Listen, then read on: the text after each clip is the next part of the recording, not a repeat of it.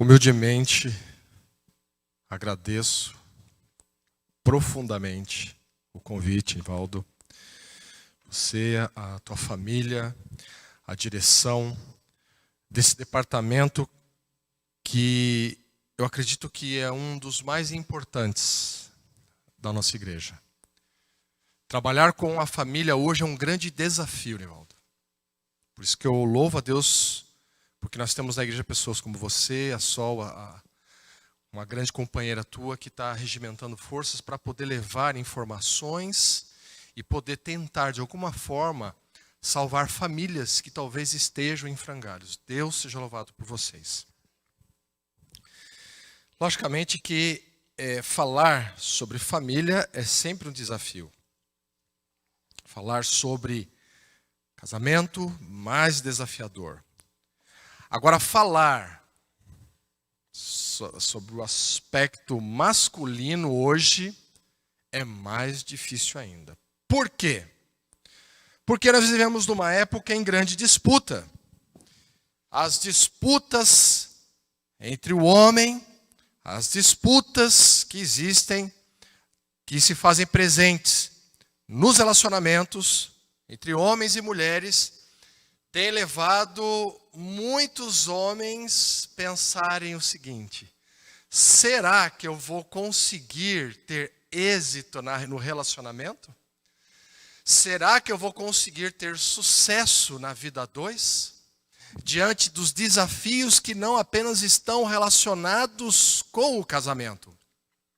Diga-se passagem, hoje nós temos o desafio de você ser não apenas progenitor, mas também aquele que sustém. Então, diante de todas essas informações, muitos homens ficam com medo de falhar. Então, nesta noite, nós vamos refletir sobre este medo. E nós vamos ver como é que Deus opera na vida dos homens, que Ele quer que reflita a sua imagem e semelhança. Uma coisa é certa, todo ser humano busca o amor. Todo ser humano busca amar e ser amado. Isso é uma coisa comum. Nós queremos sempre ser aceitos. Porque o amor é fundamental. Sem amor, nós perdemos a vontade de viver. Sem amor, a nossa vitalidade física, mental, social, emocional e espiritual se esvai. Sem o amor, pode surgir até mesmo a enfermidade. Pode ser causa de depressão, ansiedade, em alguns casos até suicídio. Poderia até melhorar essa frase. Em muitos casos, no século XXI, tem se transformado em suicídio. Sem o amor, pode ocorrer também separações, divórcios. Pessoas nesse caminho podem ser internadas devido à carência humana. Se você for a alguns hospitais mentais, você vai ver que muitas pessoas que estão lá porque estão com carências emocionais e afetivas. Então, nós temos uma verdade urgente. Existe uma necessidade universal do amor. Todos temem não alcançar essa verdade urgente. Porque muitos temem fracassar nessa área da vida. Porque muitos não querem perder o casamento. Eles entram para ficar o resto da vida juntos. Muitos têm medo de lidar com a frustração. Porque muitos não sabem lidar infelizmente, com o preconceito direcionado por aqueles que se separam.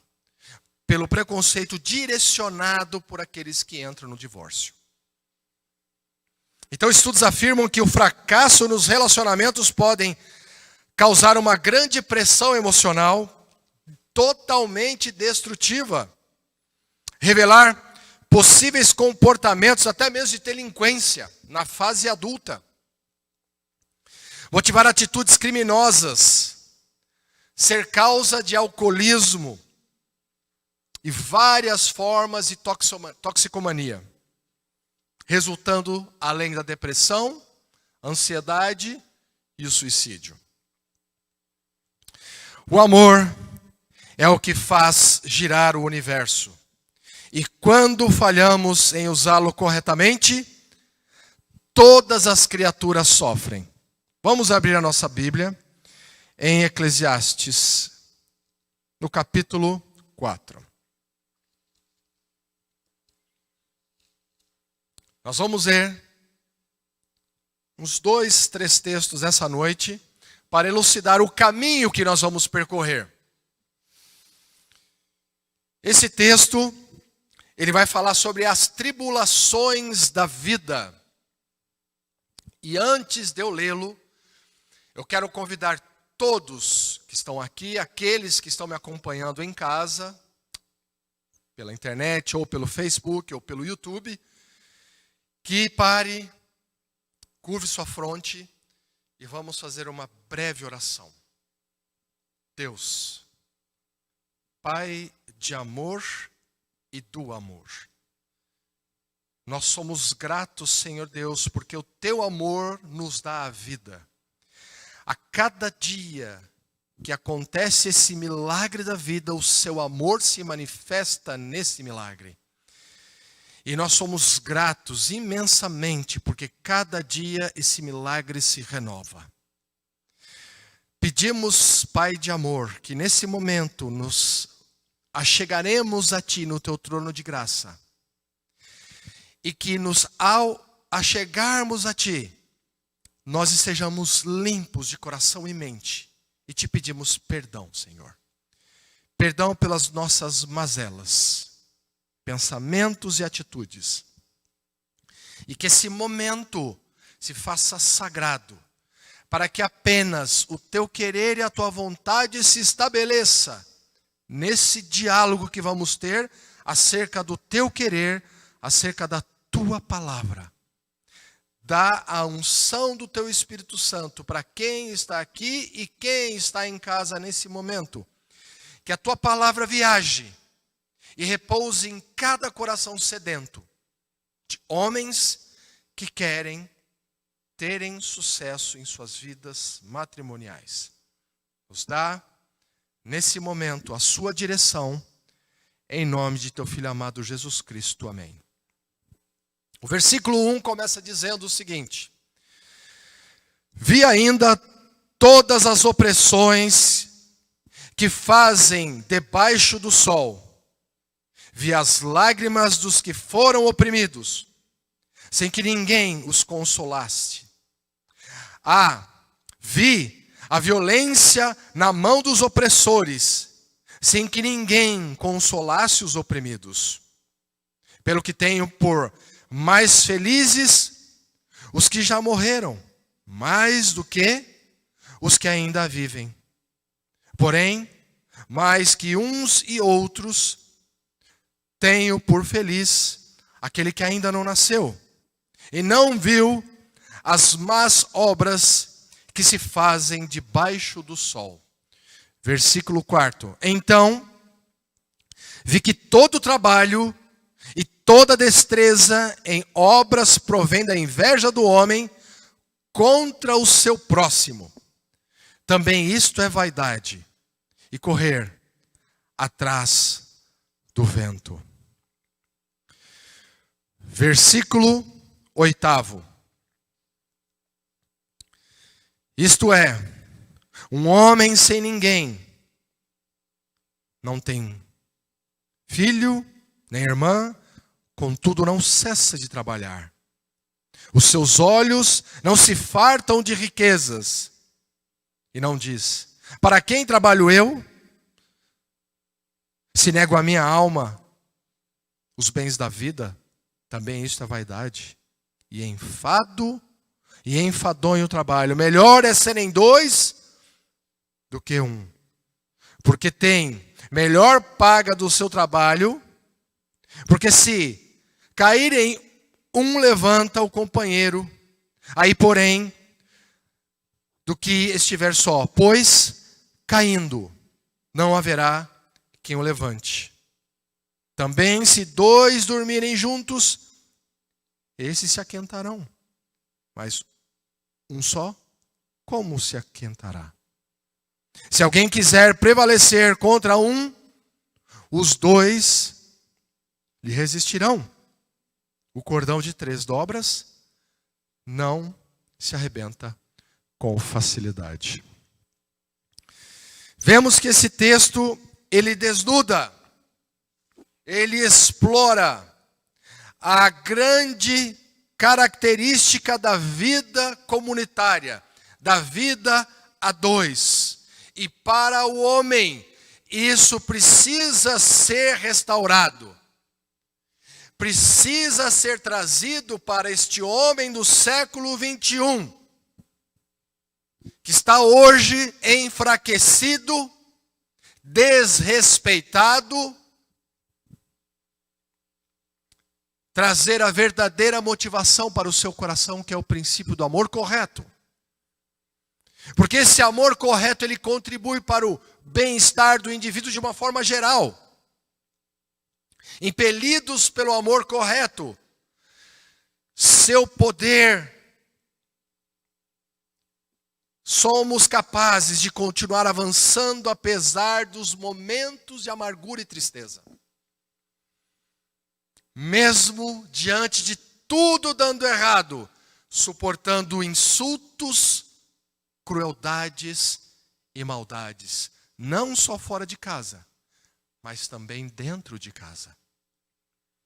Mas a dura realidade é, será difícil ser amado quanto gostaríamos. Muitas vezes as nossas carências faz nós cobrarmos um amor que não existe. Infelizmente vivemos num mundo de pecado. O amor perfeito só quando Cristo voltar. Nós temos um pequeno vislumbre desse amor. Mas o problema é que a ansiedade humana é tão grande que a gente busca ainda nesse mundo pecaminoso o quê? Esse amor perfeito. Esperar amor sem limites é esperar querer mais do que uma pessoa pode ser capaz de oferecer. Infelizmente, a sociedade exige um certo nível de comportamento. Infelizmente, antes de considerar os homens dignos de serem amados e aceitos. O que você ouve na comunidade é, se ele tiver isso, é possível ter um relacionamento. Se ele tiver aquilo, é possível construir um futuro. Mas não se preocupa com as virtudes, com a sabedoria e com os valores humanos do homem no homem. Nós precisamos realmente restaurar qual que é a imagem do homem que Deus projetou agora no século 21. Porque os homens, infelizmente, têm sido depreciados nessa sociedade. Você vê que homens hoje, muitas vezes, têm medo de se posicionar dentro de casa. Tem medo de falar. Homens estão hoje, infelizmente, apanhando de mulheres. A Lei Maria da Penha tornou o caminho do homem penoso. Homens têm levado pancadas dentro de casa, e quando alguns tentam se defender, apenas segurando, eu já vi vários casos de famílias que eu já visitei. O homem é mais forte, a mulher cria um cenário e entrega ele para a justiça. Onde nós estamos chegando no século 21 com a realidade do casal? Então chegou o momento da gente começar a restaurar os princípios divinos, tanto nos homens como nas mulheres. Precisamos, urgente, fazer isso.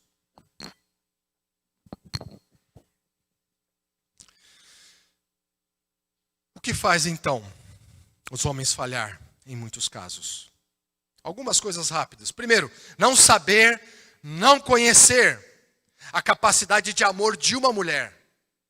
Eu vejo muitas pessoas entrando nas relações, não só os homens. Muitas mulheres entram nas relações sem saber o que é um homem. Ou seja, o que um homem espera em termos de amor. em termos de respeito? Muitas mulheres não sabem. Então, como bem falou ontem, quando o relacionamento se quebra, muitas pessoas dizem que é culpa do homem. Mas também é culpa do outro lado. Na verdade, é culpa dos dois. Então nós precisamos começar a fazer o quê? Nos responsabilizar. E detalhe, eu tenho que trazer isso aqui de uma forma importante, porque eu estou falando aqui para todos que estão me ouvindo, só que nós temos que ser honestos, que nem todos têm acesso à informação. Nem todos têm dinheiro, nem todos passaram por uma faculdade, nem todos são alfabetizados. Então a grande realidade é que muitos desses homens que nós temos no Brasil vieram de uma realidade já destruída. A maioria deles, nós poderíamos dizer que mais de 60% desses homens vieram de famílias completamente desestruturadas. E ao mesmo tempo as mulheres, nós temos um problema que vai além do que a gente possa imaginar, de apenas saber o que é certo e o que é errado. Porque se fosse resolvido apenas saber o que é certo e o que é errado, muitos problemas da sociedade nós não teríamos mais. Você pode ver pessoas que bebem, sabem que faz mal beber, mas bebem. Pessoas que fumam, sabem que faz mal fumar, mas fumam. Então a teoria está muito longe da prática. E nós precisamos começar a fazer o que nesse caminho? A gente tem que dar um passo, sair um pouco da teoria e invadir o coração. Isso está faltando para que esses homens deem respostas positivas. Desconhecer o papel emocional e sentimental da sua companheira. Esquecer-se de que a mulher necessita de cortejo, palavras amorosas. Eu estou dizendo aqui como se nós estivéssemos num mesmo mar de igualdade. Mas a grande verdade não é. Mas temos que ter pelo menos uma noção sobre essa questão. Atos de solicitude, intensa necessidade de sentir amada todo dia, todo momento. Homens muitas vezes falham por desconhecer e ignorar os sintomas do tédio dentro de casa. Não saber que a necessidade da realização emocional da mulher é exatamente tão importante quanto a necessidade de liberação sexual do homem. Ignorar o papel da necessidade de segurança emocional. E imaginar que a mulher pensa e age como os homens. Então eu tenho uma frase para abrir, já a segunda parte do meu sermão, que é: você deve estar pensando assim, como é que eu vou fazer isso? Como eu vou desenvolver isso que o pastor acabou de apresentar? Eu começo dizendo a primeira frase.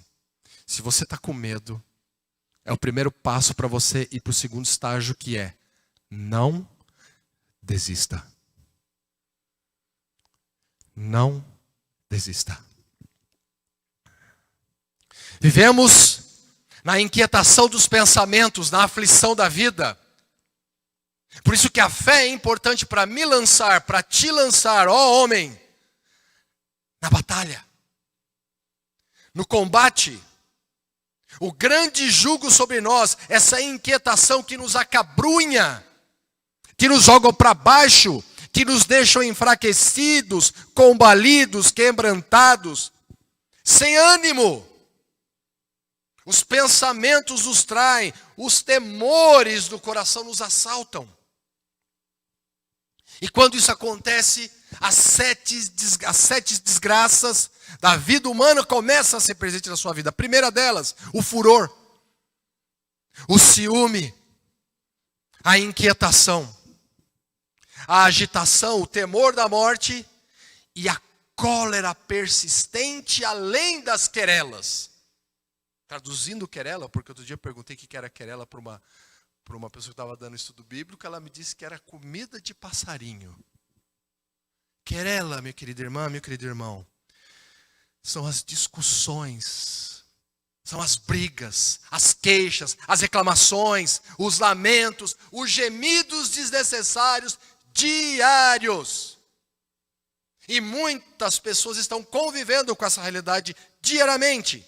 Então a palavra de ordem hoje, nesta noite, nesse fechamento da mensagem para você, homem, é: você não pode desistir. Você deve entrar numa luta, não é fácil. Fácil aí por inferno. É só deixar, tirar, colocar você está na ribanceira, coloca no ponto neutro e deixa o carro descer. É fácil. Grandes homens da Bíblia tiveram momentos profundos de depressão e tristeza. O primeiro deles foi Moisés. Em Números 11, ali ele fala: não aguento mais. O segundo homem da Bíblia que eu quero destacar foi Elias. 1 Reis 19, diz que ele queria morrer. E o último nome, que é o mais importante para cada um de nós, foi Jesus, onde ele afirmou: Pai, se possível, passa de mim esse cálice. Por que eu citei esses três nomes? Porque são os três personagens da fé do povo de Deus. Quando você vê na Bíblia o relato da transfiguração, você vê que Jesus, ele é consolado por quem? Por Moisés e por Elias. Os únicos personagens do Antigo Testamento que viram a Deus. E como é que esses três homens, eles saíram da tristeza, do desânimo, da depressão? Não foi somente a oração, porque muita gente ora, e a gente conhece pessoas que oram muito. E eles oraram também, principalmente no momento da depressão. Quando Moisés disse que não aguentava mais, ele estava orando. Quando Elias disse que queria morrer, ele estava falando com Deus. Quando Jesus pede, se possível, passa esse cálice, ele estava orando. Eram momentos de oração. Nenhum dos três foram ouvidos. A grande verdade é essa. O problema, então, a gente percebe que não estava fora de cada um deles, mas sim dentro.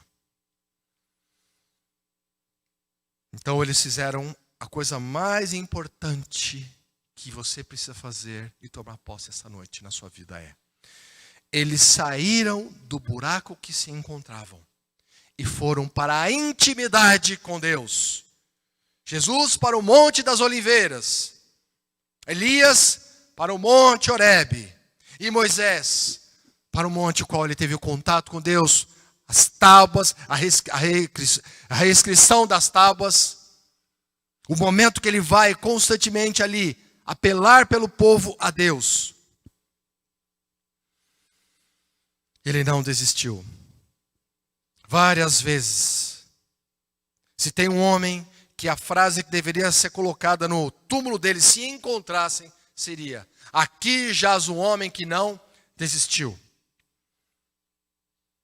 Não desista, mas não desistir em Deus, não desistir de pertencer a Deus, porque senão, você não deveria também lembrar de nomes como Adolf Hitler, que também não desistiu de fazer a sua obra, Nero, Karl Marx, e o nosso atual presidente também está num processo do quê? De fazer a sua obra. O grande problema é que muitos deles estão desfocados da pessoa de Cristo e de Deus.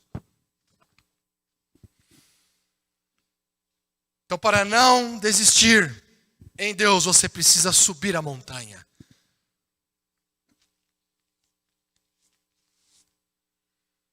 Porque do buraco a gente não consegue ver nada. Muitas vezes você precisa dos olhos de alguém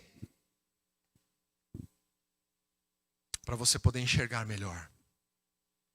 O profeta e o poeta geralmente enxergam além do óbvio.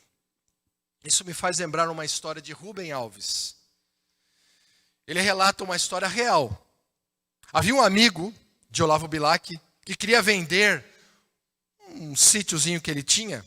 Só que para vender esse sítio, ele pediu para Olavo que escrevesse um texto, um pequeno texto bem escrito, para que ele pudesse botar no jornal para fazer a propaganda, para poder vender o mais rápido possível aquele sítio.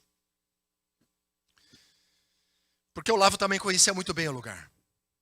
Olavo, o grande poeta, começou ali a descrever sobre o sítio. Vende-se um lugar maravilhoso, um pedaço do céu. Aqui você poderá ouvir o canto maravilhoso dos pássaros, sentir o perfume das flores, as águas cristalinas que cantam a imensidão de Deus. E assim foi, umas 4, 5, 6 linhas. Depois de finalizado o texto, ele manda para o seu amigo. Passado algum tempo, eles se encontraram e Olavo perguntou: e aí, vendeu o sítio? E o amigo respondeu: vendi? Não, vendi não. Como assim? Como você não vendeu? E o amigo responde: você mandou para mim a carta, eu recebi a carta. Então, se você recebeu, você deveria ter vendido. Recebi, mas depois que eu li aquele texto, depois que eu li aquilo do sítio, eu fiquei tão apaixonado pelo sítio que eu não sabia que o sítio era tão bonito assim. Às vezes você precisa olhar através dos olhos dos outros para você enxergar em Deus. Você tem que às vezes olhar através do olho alheio, da visão alheia, você em Deus. Porque muitas vezes nós estamos com a nossa visão enturvecida. Então não pegue emprestado os olhos do inimigo. Não pegue emprestado os olhos de quem não sabe enxergar. Precisamos sair desse enredo, daquilo que não presta. O mundo hoje que eu e você vivemos nos coloca num streaming, numa estrada só do que não vale nada e do que não presta. E isso também tem afetado muitos homens do século 21.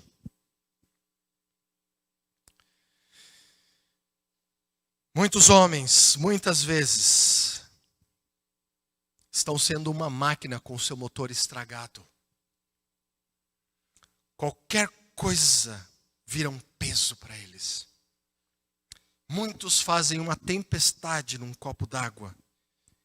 E muitas vezes esse copo nem está cheio.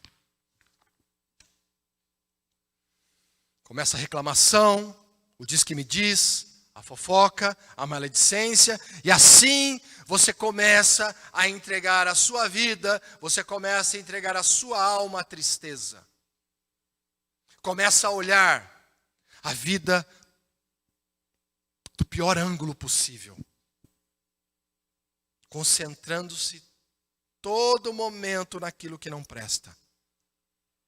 A bomba atômica é uma concentração de átomos.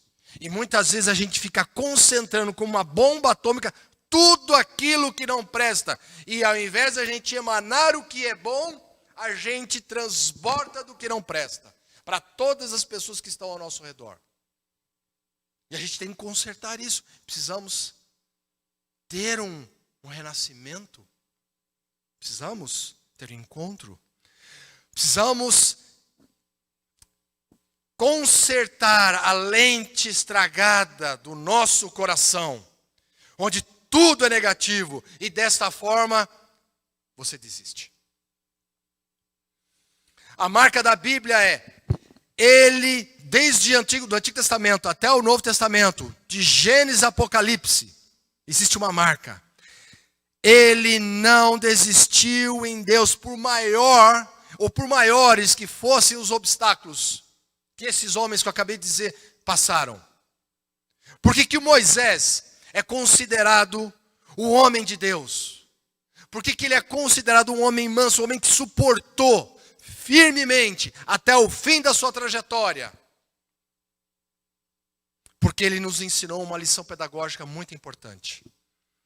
Ele nos ensinou a escola da não desistência. Alguns comentaristas dizem que Moisés já nasceu resistindo devido ao seu nome, Moshe, Significa saído das águas, sobreviveu à tempestade das águas. Ele é o grande modelo de que a minoria vence. Se você não acreditar nessa matemática, você vai ser uma pessoa infernizada, infernal, infernizadora, e você também vai para o inferno. O problema é que não é só você. Você vai começar a infernizar todos que estão à sua volta. Por isso que nós precisamos restaurar o homem à imagem e semelhança de Deus. Uma conversão, um renascimento, uma reforma, um reavivamento. A matemática bíblica diz assim: a maioria perde e a minoria ganha. Na lógica bíblica, o fraco vence, o humilde vence, aqueles que se grudam, que se agarram em Deus. Jesus deixou claro que a humildade é uma qualidade divina, Mateus 11, 28. E ele, onde ele diz, aprendei de mim. Ele não fala aprendei comigo, aprendei de mim. Olhe o que eu estou fazendo e comece a repetir, comece a replicar. A gente muitas vezes olha, mas não imita. Por isso que a Bíblia diz que nós temos que ser como crianças. Porque a criança repete tudo o que nós fazemos. E nós precisamos voltar, entre aspas, até mesmo os homens adultos, a ser crianças. Para começar a replicar, repetir o exemplo de Deus na pessoa de Cristo. Aí vem uma pergunta. Poxa, eu estou passando com tantos problemas na minha casa. Por que Deus não escuta a minha oração? Por que Deus não escuta a nossa oração? Nós que somos homens. Porque muitas vezes ela não é inspirada pelo Espírito Santo. Porque muitas vezes ela está recheada da inspiração do inimigo de Deus. Porque muitas vezes nós pedimos para não termos problemas e obstáculos na vida. Uma pipa ela só sobe quando ela está contra o vento. Pedimos para que os problemas desapareçam de nossas vidas. Não, esse não é o caminhar de Deus. Não desista. Não desista é a frase dessa noite. Historicamente no Brasil, nós temos 3 dos melhores jogadores de futebol, que foram pessoas assim que, dignas de notar os exemplos deles, e até comentá-los. Esses homens não seriam o atleta do século como Pelé. Esses homens não seriam a arte futebolesca de Garrincha e o fenômeno de Ronaldinho se eles tivessem desistido. Agora, o que eles tinham em comum? Nasceram de famílias muito pobres. Nasceram de famílias semi-analfabetas. Vieram de uma realidade muito simples. Todos eles, gravem isso, todos estes nomes que eu acabei de dizer foram rejeitados. Passaram pela rejeição onde foram. Garrincha foi rejeitado porque tinha a perna torta. E infernizou o mundo com seus dribles. Pelé foi recusado pelo Corinthians. Voltou para Bauru. Chegou lá. Os pais viram a tristeza do menino. E falou para ele, não dê ouvido para essa gentalha não. Meu querido, você é bom. Volta, você vai conseguir. Não desista. Não dê ouvido para essa gente. Voltou e fez a história do Santos. Ronaldinho saiu lá do interior do Rio de Janeiro, foi para a capital, doido para jogar bola. Desde pequeno ele era rubro-negro. Queria e tinha o sonho de jogar no Flamengo. O que aconteceu? Foi também recusado. Você não serve. Saiu de lá, foi para o São Cristóvão, um timinho pequenininho do interior. Depois foi para um outro time menor ainda em Minas Gerais. Jogando o campeonato, o técnico do Cruzeiro viu ele e levou ele para o Cruzeiro e ali saiu para o mundo. Se tornou o que a gente conhece hoje como Ronaldinho, o fenômeno. Eles não desistiram. Como é importante você ter alguém na sua vida que diz para você, não desista. Por isso que pai, por isso que homem, se você tem filhos, ensine aos seus filhos não desistirem, para quando eles forem enfrentar os problemas da vida deles no futuro, principalmente nos relacionamentos, eles não caiam na margem da tristeza, da pressão, da depressão e da angústia. Não desistam. Não desista. Desenvolva uma alma varonil, próprio da virilidade de um homem, rijo, viripotente. Por isso que em Josué, quando Moisés se dirige a Josué, Moisés ele diz, ser forte e corajoso. Ser forte e corajoso.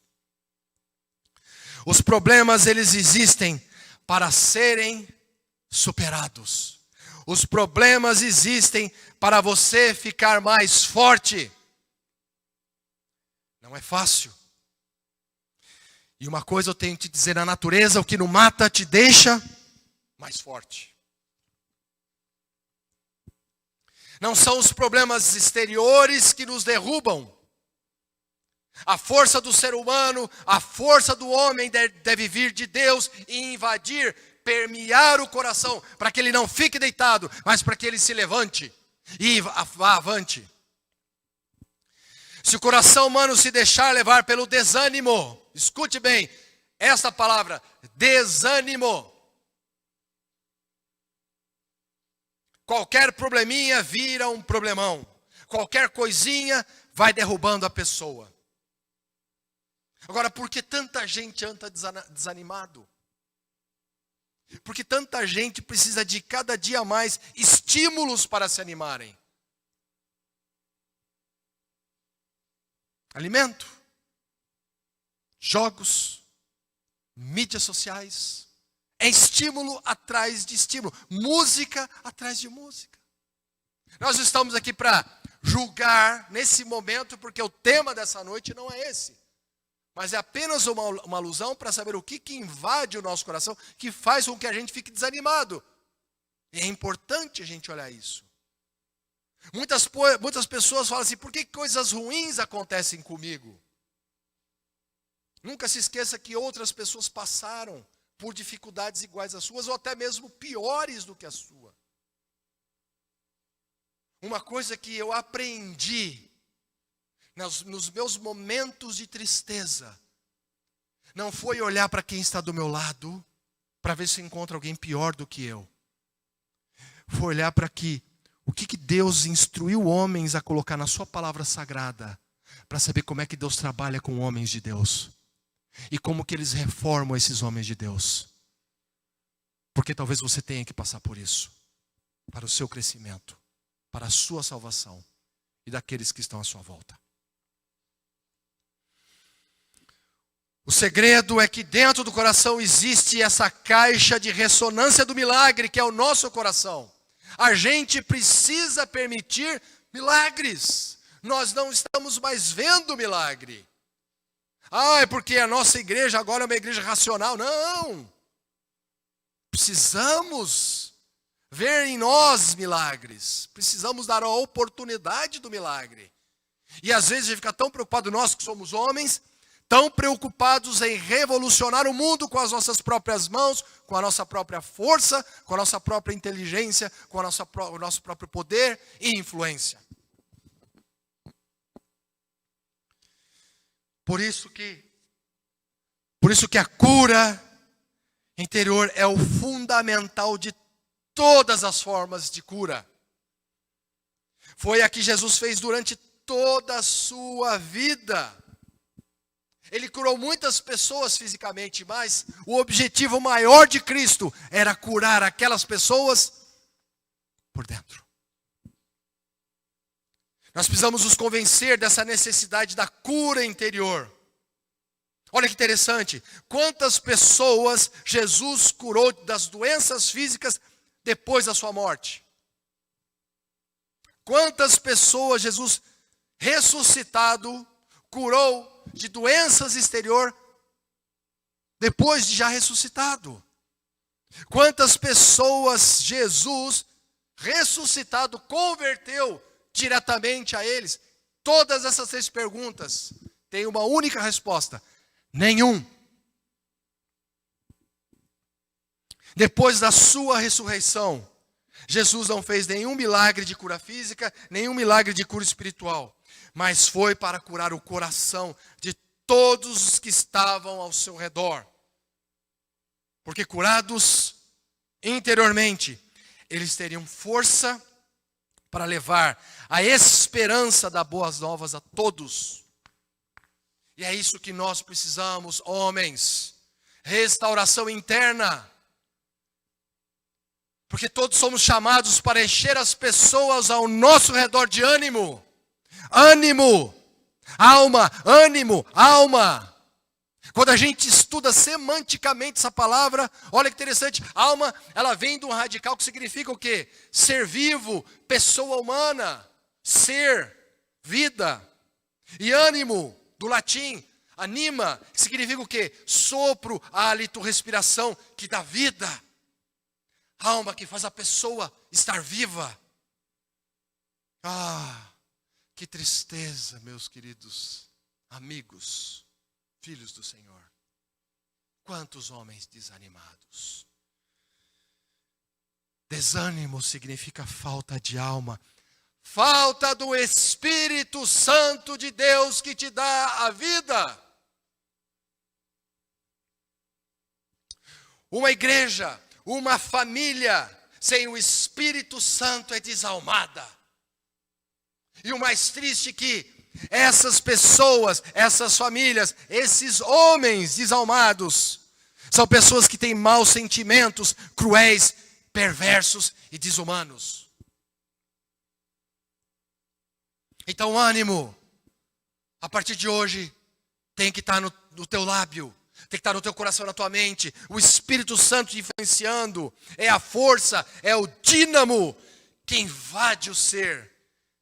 E que faz transformar dificuldades em solução. Problemas em solução.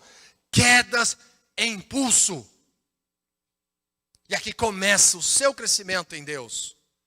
Qual deve ser a frase da sua vida, homem? Não desista em Deus. Não desista em Deus. O problema é que nós estamos treinando cada dia para sermos persistente nas coisas do inimigo. Nas coisas que nos levam para baixo. Nas coisas que nos desanimam. Diariamente nos alimentamos com aquilo que não presta. Meu Senhor. Meu Senhor. Eu quero fazer um convite essa noite, eu quero fazer uma convocação. A mensagem é para os homens, é para todos os homens do Brasil. Se você estiver me vendo agora, amém. Mas para aqueles que não estiverem me vendo agora e for me ver num outro momento, amém 2 vezes.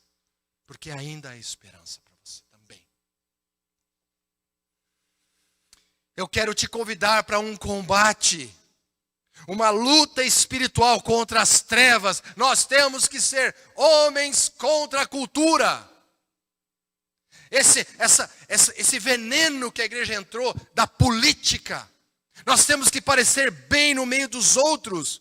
Nós temos medo de nos jogar nos braços de Deus. Nós temos medo de ser como Pedro, que falou, não mereço morrer como Cristo morreu. E foi crucificado de ponta cabeça. Precisamos de homens corajosos, homens valentes, pois essa época é a primavera. No latim, primavera, primovere, ou seja, o primeiro verão, onde a vida se desabrocha. O fruto vai chegar. E você tem que viver, ou trazer para a sua vida esta primavera, esta aurora, essa vida, essa juventude, essa garra. Devemos nos unir. Homens, nós precisamos nos unir. Nós precisamos nos ajudar. Não dá mais para a gente ficar discutindo quem está certo ou quem está errado. Chegou o momento, no fim dos tempos, que a gente está aqui para se ajudar, unidos. Devemos mostrar para o mundo que nós não temos e não tememos as artimanhas de Satanás. Essas artimanhas que estão enredando num sistema infernal, que tem transformado o nosso povo, a nossa família, os nossos homens, em um monte de porcaria sem êxito. Hoje a droga, lícita, ilícita, o álcool, prostituição, fornicação, adultério, masturbação, homossexualismo, lesbianismo, pedofilia, sodomia, masoquismo, sadismo, homicídios, latrocínio, fratricídio, é uma guerra contra a família. Existem homens que estão ganhando rios de dinheiro nesse momento. E os relatórios já disseram. A proporcionalidade que a maioria da sociedade ficou pobre e miserável, uma pequena gleba ficou mais rico e milionário. Os relatórios comprovaram isso. E uma parcela dessas pessoas estão totalmente, mesmo com dinheiro no bolso, desanimados.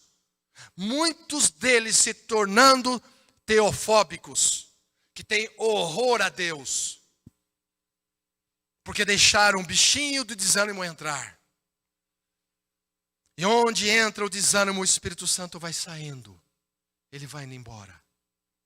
Expulsa o Espírito Santo da pessoa. O desânimo, meus queridos, leva a pessoa à descrença. E por que a Bíblia nos diz sobre Hebreus 11, versículo 1 e em diante? Ela deixa claro que a fé é o fundamento da esperança. Fundamento é a base. Aquilo que segura, sustenta. Sem fé, a pessoa não tem esperança.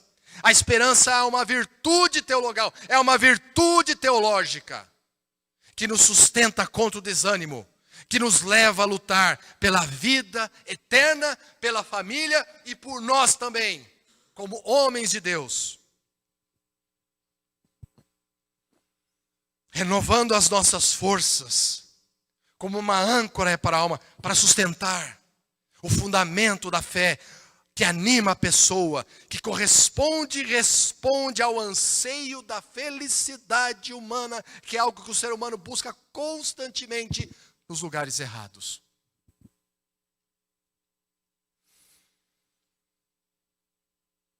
Você, sem se alimentar, sem alimentar a virtude da esperança, você vai se tornando um homem, uma pessoa desesperada.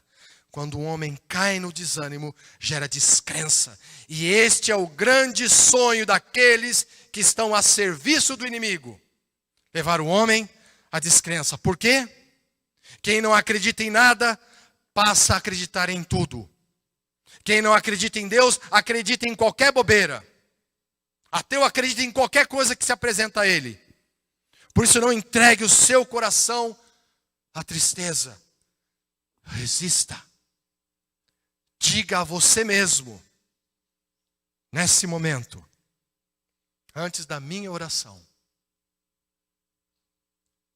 eu não vou desistir. Diga no seu coração, eu não vou desistir. Eu não vou desistir, porque Deus não desiste, não desistiu, não desiste e não desistirá de você.